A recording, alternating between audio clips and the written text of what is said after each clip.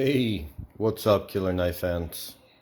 Sunday afternoon, well, 10:30 actually in the morning, and this is going to be a two-part video. First part will be the disassembly of the Olamic Wayfarer 247, and the second part will be the review. So if you're interested in just a review, that will be available. And then the disassembly, I'm not so sure how popular this knife is. This is more just, if you're really interested in the engineering aspect and design aspect of knives in and out, I suggest you stick around, hang out a little bit, and just see what it looks like inside, because I'm pretty sure it's going to be pretty cool. And this knife is beautiful. So we'll just start. They have the tool they send here. It's their design, their emblem, and then it's also the tool to open the pivot. So we'll just open the pivot.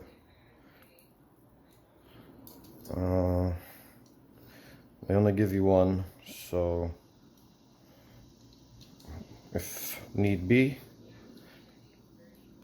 you might need two, but it seems like it's gonna come out.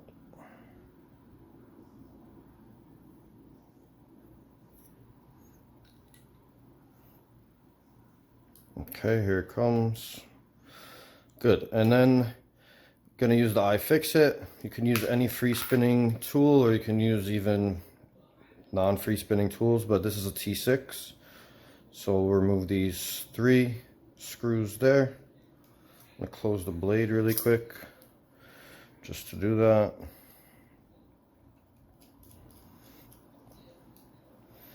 Okay. So guys, generally when just disassembling your knife, you don't have to take every part out. You just take out the show side. Some knives are different. Sometimes you have to take out the opposite side, like on the Strider. You got to take out the lock side instead of the show side, but for the most part, you could just take the show side out and then open it up, and you can access everything you need to. So right away, you can see there's a track here, very nice. You can definitely tell that it runs on a track.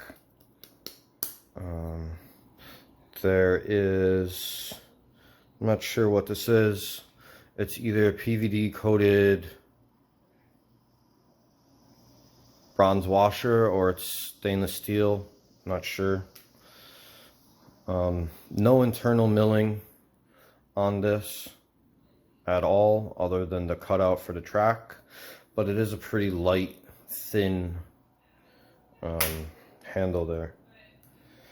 All right, so now we can remove the blade. There's also another washer. So there's a black washer and a silver washer. I'm gonna assume these are just stainless steel. This might be, it's definitely metal. Maybe just to differentiate, one's PVD coated and one isn't. You have some ball bearings here. You have the M390 blade. This is called a sheep's cliff blade, cross between a Wharncliffe and a sheep's cliff. All right, so we got a little bit of residue in there. Not a big deal. We're gonna get this cleaned up. Hopefully this goes pretty quickly. This seems like a pretty easy takedown. You can see they have the lock face insert to prevent any extra wear and tear on the titanium lock. And then this is also ceramic ball. There you go, white ceramic ball. Very, it's interesting. I thought it moved, but it didn't. All right, so very minimal milling. You have a nice backspacer here. It's held in place. And we'll go over more of that stuff as we do the review. But once again, another track. And you can see here, the blade is designed, they have basically like an internalized stop pin already cut out on the blade. So it stops when it closes and it stops when it opens internally inside of the frame, which is pretty cool. So first thing, I will just put a little bit of Windex here. This will be for the bearings and the washers. Should be good. I'll just run that along there. Get it nice and clean.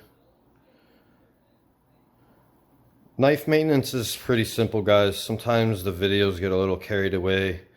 You know, I'm definitely not like disassembling my knives to learn the knife before I do the videos. So, you know, I feel like that's a disadvantage, and it's not really honest and trustworthy of me. So a lot of times it'll be like the first time I go into the knife, I do it with you guys, at least with a lot of my newer knives. So all right, so that's all cleaned up. And once again, this is not a dirty knife. I've gotten it wet a couple times or whatever, but you know, there's a little grime in there.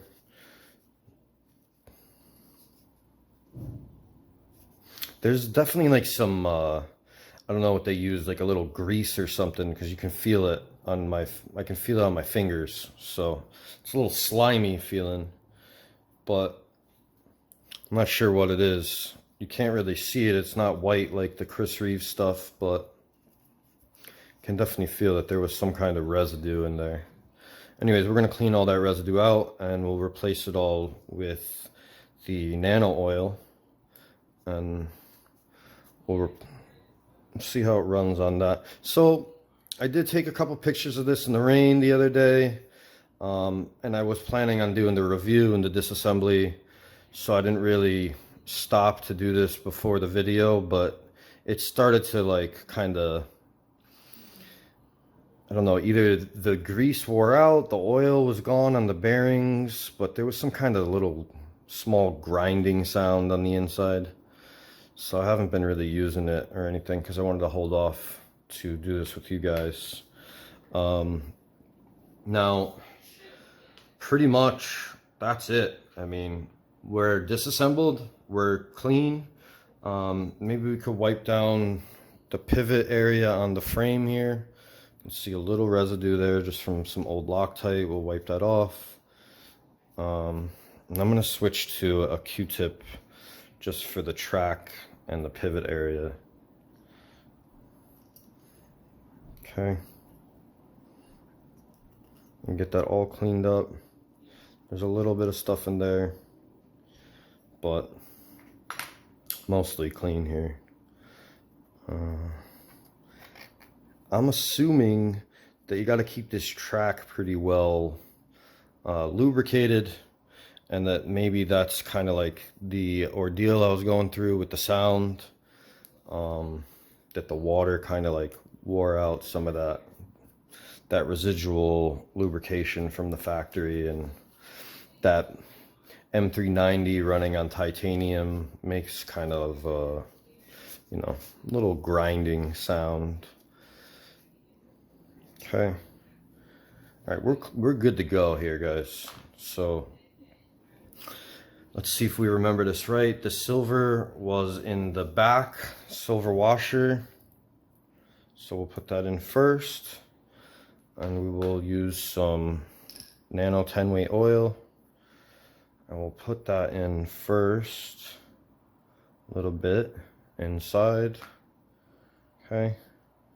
Now these washers, let's see if we can get it to. These washers, this side was facing in against the handle, and this side was facing towards the blade. So that's the way we're going to put it back. And we'll have to make sure that we mirror that on the next side. So we're going to put the oil in here, and we'll also put some inside of this track. There's like, I don't know if you can see this. There's 2 divots on both sides where it stops. So we'll put them in those divots. All right. Just cause we will put a little bit on the detent track here. And there's also a nice detent ramp on this blade, if you can see that, which really makes the action really superb on it. Will not focus. Still no.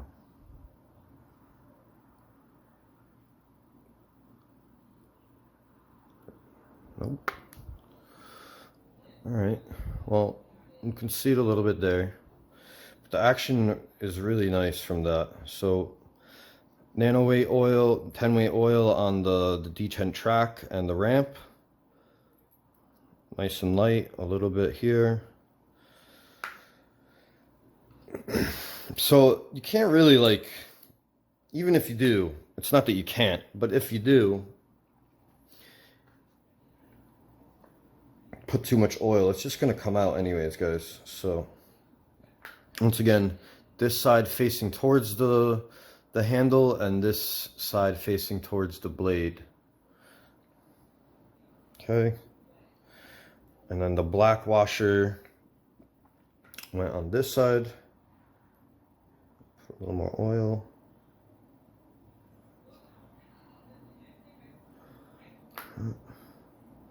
Black washer goes on this side. And once again,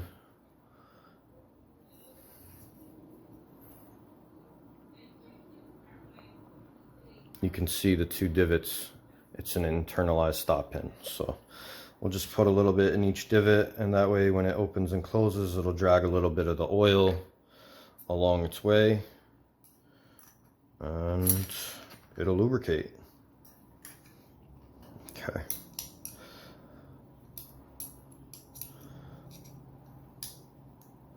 Let's see here.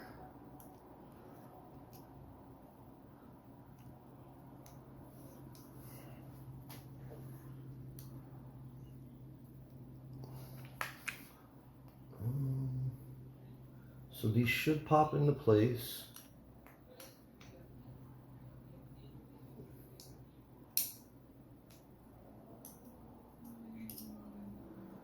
And you know, this is a pricey knife. It's basically, you know, they custom make all of these. The tolerances on it are fantastic, just like a Chris Reeves. I can definitely feel the tight tolerances. There's really only one way to snap it in place. There's no wiggle room to work around. So you got to put it in the right way. Put this back piece in, since this has to be lined up exactly right. And then I will put this pivot in first so that we cannot worry about the blade anymore moving. Drop that right in there. Use your little tool that they provide with the knife. Hopefully we can get this tightened just enough so that it won't come out.